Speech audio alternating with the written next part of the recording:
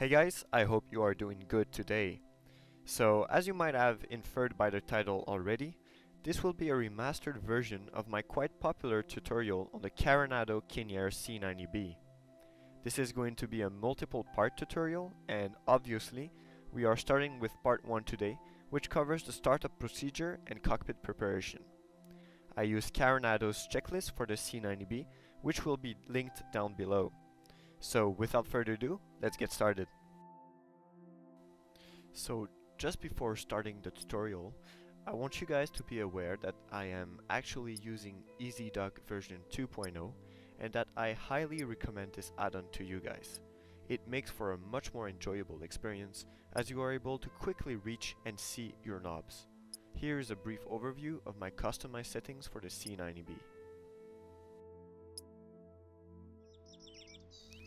Alright guys, so now that we are sitting on the tarmac cold and dark, we are ready to power this thing up.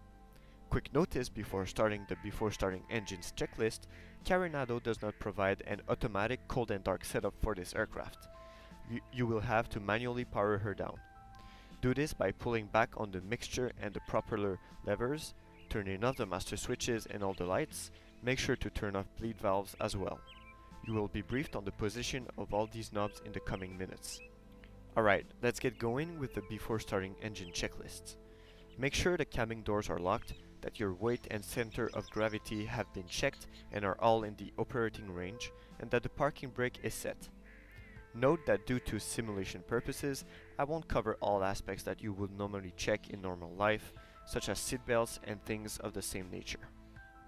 Now open the bleed air valves and set the vent blower to auto. You won't have to touch these back again during your flight. Now go to your lever console, make sure mixture is properly pulled all the way back and that your propeller levers are as well. The throttle should also be closed at this time. Go down to your electrical panel and make sure EFIS is turned off at this time. Turn on engine anti-ice, and now we are ready to go take a look at the fuel system. Alright guys, so the fuel system check makes sure everything is working properly in that area. First, turn the battery on, then close the fuel firewall shut-off valves. Open crossfeed and check if the annunciator for crossfeed is lit up. Close crossfeed when this is checked. You will also want to turn the boost pump on and check if you hear its distinct sound. Now open the shut-off valves and check if the annunciator for fuel pressure are extinguished. Check your fuel quantity on board and make sure it corresponds with what you loaded up. Now test that no fuel transfers from one tank to another by switching the transfer pumps to auto and testing fuel transfer. Turn off transfer pumps when this is checked. You may now turn the battery off.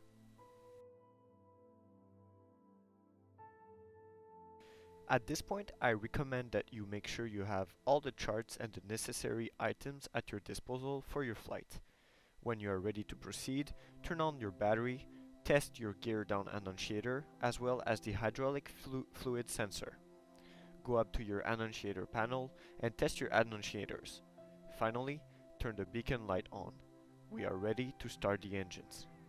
Alright guys, so first make sure your propeller levers are set all the way up if you don't want to run into any serious trouble. Then, when you're ready, turn right ignition on and monitor N1.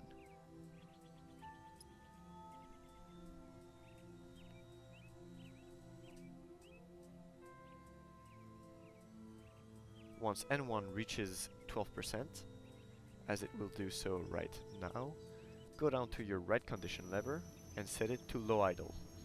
Monitor your temperature and your N1.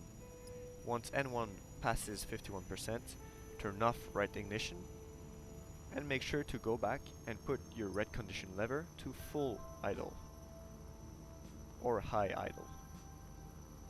Then turn on the right generator. The exact same procedure should be done for the left engine.